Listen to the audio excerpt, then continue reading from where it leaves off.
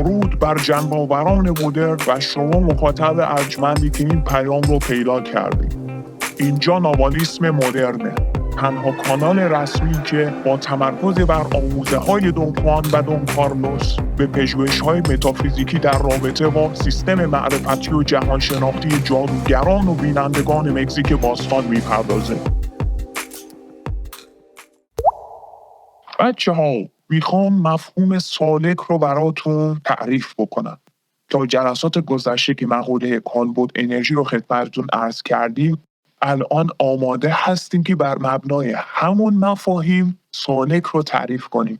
ما انسان رو چی تعریف کردیم؟ یک ارگانیسمی که پتانسیل به کارگیری ارادی نیروی قصد رو داره، یعنی میتونه به طور آگاهانه از نیروی قصد کمک بگیره. سالک رو بچه‌ها تعریف میکنیم انسانی که از پتانسیل به کارگیری ارادی نیروی قصد بهره گیری بکنه. اینو بهش میگیم سالک. انسان‌ها به دو دسته تقسیم میشن. اونهایی که از پتانسیلشون استفاده میکنن، اونهایی که پتانسیلشون رو کنار میزنن. اینجا مفهومی هستش که دون خوان ازش تحت عنوان یک جو شانس یاد میکنه. اینکه اگر انسان از یک جو شانس خودش، از یک سانتیمتر مکعب شانسی که روح در اختیارش قرار میده استفاده کنه، دقیقا میشه سالک. و به محض اینکه سالک شد دیگه راه بازگشتی نداره. وقتی که تو سالک میشی دیگه به طور معادل میتونی پیوندگاهت رو جابجا کنی. بنابراین این تعریف که میگه از پتانسیل به کارگیری ارادی نیروی قصد بهره گیری بکنه، معادلاً این رو میگه پیوندگاه خودش رو بتونه به طور آگاهانه و ارادی دستکاری کنه. زیر ارادی بچه‌ها خط بکشید. این برمیگرده به نیروی اراده که باز بهش خواهم رسید. به نیروی اراده که مهمترین مرکز انرژی ماست. اگر بخوام یه خورده راحت‌تر پیش بریم، اینقدر درگیر بندهای تفسیری نشیم، ما میایم از لمس روح یاد میکنیم. احتمالاً شنیدید رابنای حبوان اصطلاحاً میگن سالکی که توسط روح لمس شده است. ما میایم میگیم که آقا جان، این انسانی که به طور ارادی از نیروی قصد یا روح منتفع شده، این رو بهش میگیم توسط روح لمس گشته است. قرارداد میکنیم که سالک یک چنین شخصی باشه، یعنی قرارداد میکنیم که از این به بعد انسانی که توسط روح لمس شده رو بگیم سالک. یا حالا میخواید بگی سالک، رهرو، رهجو، نمیدونم، رهرو، جوینده، حالا هر چی که دوست دارید، مبارز، جنگجو، جنگاور، ساحر، جادوگر، خلاصه میگیم سالک، رهرو. حالا اما دقت بکنید این لمس روح فرق میکنه با داستانی که توی اوشوگیز مطرح میشه و اوشو میگه به هنگام اورگاسم یک لحظه روح میشوید. خب راستم میگه، اما اون لمس از جنس آرتیفیشال هستش، تصنعی، اون کار نداریم. اون لمس در بیهوشی اتفاق میفته، لمسی که از هوشیاری بیاد. جالبه. وقتی هم که بحث از هوشیاری میکنیم یعنی اینجا نیروی اراده مطرحه که باز بهش خواهم رسید. فعلا تا اینجا تحمل داشته باشید. ما الان در موقعیتی هستیم که بتونیم یک مرد معرفت رو یا اهل معرفت رو تعریف بکنیم که قبل از اون باید بریم دوباره به آموزه‌های دون خوان یک سری بزنیم، چون ما اصلا در حدی نیستیم که بخوایم مرد معرفت رو تعریف بکنیم. ما فقط میان ریفریز میکنیم. میدونید دیگه توی کتاب‌های اول کارلوس کاستاندا، اونجایی که دون خوان میخواد کارلوس رو به دام مسیر معرفت بندازه، 4 دشمن مرد معرفت رو واسه شرح میده که حالا در مسیر مبارزه برای معرفت به طور کلی 4 دشمن وجود داره. خیلی سوال میپرسن، میگن که آقا چرا شما همش از مبارزه صحبت میکنید؟ اصلا مبارزه برای چی؟ ببینید همین هم واسه خودش سوال مستقلیه. مبارزه برای چه؟ میشه از 2 جنبه بهش نگاه کرد. برای چه؟ هدف از مبارزه چیه؟ یا اینکه الان من برای چی مبارزه بکنم؟ اینکه مبارزه برای چیست از نظر غایی یا از نظر فعلی؟ ما میگیم آقا جان از نظر فعلی مبارزه برای معرفت، برای دانش. میدونید دیگه دون خوان گفته تقدیر ما آموزش است. شما هیچ انسانی رو نمیبینی که بیاد گله شکایت کنه یا بپرسه که آقا چرا ما باید یاد بگیریم؟ چرا؟ از اول کودکی سرنوشت ما این بوده که ما همش یاد بگیریم و بیاموزیم. این چیزی هستش که دونخوان میگه تقدیر ما آموزش بوده است. خب حالا که تقدیر ما آموزش بوده است، چرا برای آموختن معرفت ناب نجنگیم؟ چرا نجنگیم؟ که نابالها میان با یک چنین توصیفاتی شاگردانشون رو موجه میکنند، همونطور که دونخوان میگه با همان واژگانی که پیر من به من آموخت که مبارزه برای چیست، من نیز به تو میآموزم. رفتن به سوی کسب معرفت همانا رفتن به میدان جنگ است و برای جنگ باید یک مبارز قوی باشید دیگه. پس این مقوله مبارزه برای معرفت این چیز واضحی هستش که طبیعیه، اما اینکه بپرسید حالا هدف غایی چیه، دونخوان میگه که چه دلیلی فراتر از آزادی وجود داره، آزادی همین معرفتی که کسب شده. بنابراین اینکه میگم مبارزه برای چه، از دو جنبه همیشه میشه مطرحش کرد. یکی اینکه بگی مبارزه برای معرفت است و دیگر اینکه برای آزادی آگاهی شخصی است که بهش میگیم کمال. حالا بهش خواهیم رسید. الان میخوایم همه مقدمات رو بچینیم که کمال رو بگیم که چی هست. خیلی خوب، همونطور که میدونید و تو کتابای کارلوس کاستاندا خوندید، در مسیر مبارزه برای معرفت 4 دشمن وجود دارد. دشمن اول ترس است، fear، دشمنی که به یک بار شکست میخوره. دشمن دوم وضوح هست، clarity، که یه نوع حالت اوهامی توهمی داره، یک نقطه همرنگ در مقابل ابروها هستش. سالک وقتی به نقطه میرسه که اون نقطه رو ببینه یعنی وارد مرحله وضوح شده. مرحله سوم مرحله قدرت هستش. دشمنی به نام قدرت هست، power، که یکی از سرسخت‌ترین دشمنان مرد معرفته. اصطلاحاً میتونیم بگیم که سالک در این مرحله به مرد قدرت تبدیل میشه. مرحله‌ای که ساحران کهن به دامش افتادن و به قهقرای زندان موجودات غیر ارگانیک فرو رفتن.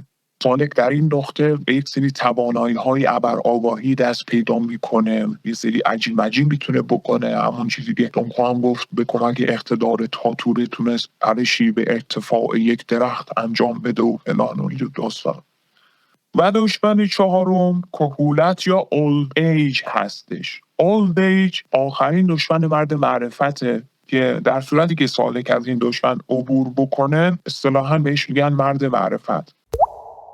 بدین ترتیب بیایم مرد معرفت یا اهل معرفت رو تعریف میکنیم. سالک رو که تعریف کردیم، میگیم سالکی که در چارچوب انضباط بر 4 دشمن مسیر معرفتش فایق آید و بتواند فاصله 2 کالبدش را طوری نزدیک سازد. 2 کالبد منظور کدوم است؟ ما تا الان با 2 کالبد کار کردیم، 2 مفهوم هم شروع کردیم، یکی مفهوم فیزیکی، یکی متافیزیکی. با کالبد فیزیکی و با کالبد انرژی کار کردیم و بتواند فاصله 2 کالبدش را طوری نزدیک سازد که به چنان سیالیتی برسد که شاخصه کالبد انرژیش با چگالی تونالش برابر گردد، یعنی اون رابطه چگالی MVM بشود مساوی نسبتی که توی اون اصل موضوع بوده، SPM یا FKM که تو ویدیوهای قبل در موردش صحبت کردیم. بله، سالک در چارچوب انضباط به چنین نقطه‌ای خواهد رسید. ببینید بچه‌ها، وقتی که فاصله 2 کالبد فیزیکی و کالبد انرژی به سمت صفر میره، این دوتا بر هم منطبق میشن به اصطلاح ساحری. دوتا وقتی که منطبق میشن در نتیجه 2 مفهومی که خدمتتون معرفی کردیم، یکیش مفهوم فیزیکی بود و دیگری مفهوم انرژتیک، این دوتا مفهوم منطبق میشن. یعنی چگالی تونال میل میکنه به شاخصه بارز کالبد انرژی. سالک مثلا با رویابینی تا حد این فاصله رو به سمت صفر میرسونه. بازه دیگه معقوله چه شکلی میشه سالک به چنین سیالیتی برسه. از چنین شد سالکی که در چارچوب انضباط بر 4 دشمن مسیر معرفتش فائق آمده و توانسته فاصله 2 کالبدش رو، یعنی 2 کالبد انرژی و فیزیکی رو طوری نزدیک سازد که شاخصه کالبد انرژیش با چگالی تونالش برابر گردد، یک مرد معرفت نامیده می شود.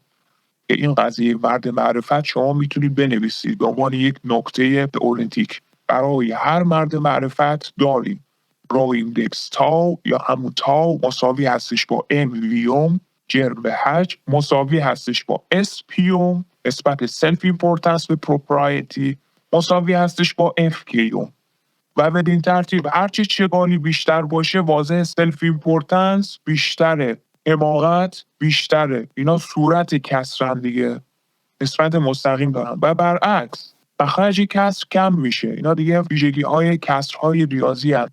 ببین برای اهل معرفت ها این قضیه برقراره. چگالی تونال بیشتر باشد مخرج کسر کم میشه که ادب باشه. خیلی جالبه. سطح معرفت هم همینطور کم میشه چون مخرج کسره. میبینید یعنی چنان سیالیتی میرسه که دیگه مرد معرفت خیلی پیچیده میشه. دیدید دیگه خودتون دون خویان، دون الیاس، دون گنارو، خود دون خوان چقدر رفتارهای پیچیده دیگه از خودشون بروز میدادن، اصلا غیر قابل پیش بینی میشن. و واضح هم هستش که سالکی که به یک چنین سطحی از انرژی میرسه، به یک چنین مرحله میرسه، دیگه اونقدر سیال میشه که فرم انسانیش رو از دست میده. بدیهی هم هست دیگه انسان تقریبا نباشه، اصلا یک موجود عجیب الخلقه واقعا باش سر و کار داره. این مرد معرفت دیگه برای وظیفه نهاییش سعی میکنه که چگانیش رو به سمت صفر برسونه، یعنی منبسط بشه دیگه. یه نکته دیگه هم که یادم اومد خدمتتون داخل پرانتز بگم بحث ماتریکس و شخصیت‌های ماتریکسیه. بچه‌ها شخصیت‌های ماتریکسی چگالیشون ماکسیمومه، یعنی اینا در منقبض‌ترین حالت ممکن هستن. مثلا کسی که پشت صندوقه این دیگه یک ربات دیگه. حالا روزی خواهد رسید که ربات‌ها خیلی از به خدمتتون سطح هوشیاری و آگاهیشون پیشرفت خواهد کرد که وارد همزیستی با انسان‌ها میشن. خیلی از کارهای انسان رو انجام میدن. همین الانش هم تو چین چنین اتفاقی افتاده دیگه. ببین ربات‌ها اصلا حماقت ارادی ندارن و اصلا نانسنس واسه شد. حماقت ارادی رو واسه همین برای اهل معرفت فقط تعریف کردیم. ربات‌ها اصلا حماقت ارادی ندارن چون در جدی‌ترین حالت ممکن هستن، واسه شون مفهوم نداره. میدونید بهتر بگیم تعریف نشده است. برای مرد معرفت برعکس حماقت ارادی اصلا میشه یک عنصر کلیدی برای دستیابی به سیالیت نسبی. ابداً فکر نکن که دونگینا رو مسخره بازی در می آورده، مثلا رو سرش میشسته وقتی کارلوس رو میدیده. این یکی از بهترین بی‌عملی هاست و همین تمرین یوگا هستش دیگه. اینکه رو سر می ایستن در واقع جایگاه دوتا مرکز انرژی بالا و پایین پرده دیافراگم رو جابجا میکنن، جایگاه خورشید و ماه رو در واقع جابجا میکنن. این بی‌عملی خیلی کمک میکنه به سیالیت. حالا ما هم داریم تمرین میکنیم یاد میگیریم چون مبارزیم دیگه. یه سری تکنیک‌های سامورایی هم داریم یاد میگیریم که اینها همش به سیالیت کمک میکنه. خیلی خب بماند. ممنون که همراه ما بودید. حتما ویدیوهای مرتبط رو هم تماشا کنید. در پایان اگه علاقه‌مند به مباحث مرتبط هستید لطفاً کانال نابالیسم مدرن رو سابسکرایب کنید. با لایک یا دیسلایک کردن ویدیو کمک میکنید تا این دانش هرچی بهتر و بیشتر در دسترس منتخبین رو قرار بگیره. یادتون نره که پرسش‌های ارزشمند خودتون رو هم برامون کامنت کنید تا هرچه زودتر با پاسخ دادنشون در حد اقتدار انجام وظیفه کرده باشید. همچنین برای کسب اطلاعات بیشتر پیرامون معرفت نابالیسم مدرن، آثار، کتب و دوره‌های آموزشی مربوطه میتونید ما رو در شبکه‌های اجتماعی دنبال بفرمایید. به امید دیداری دوباره باشد که در مسیر دل پایدار بمونید.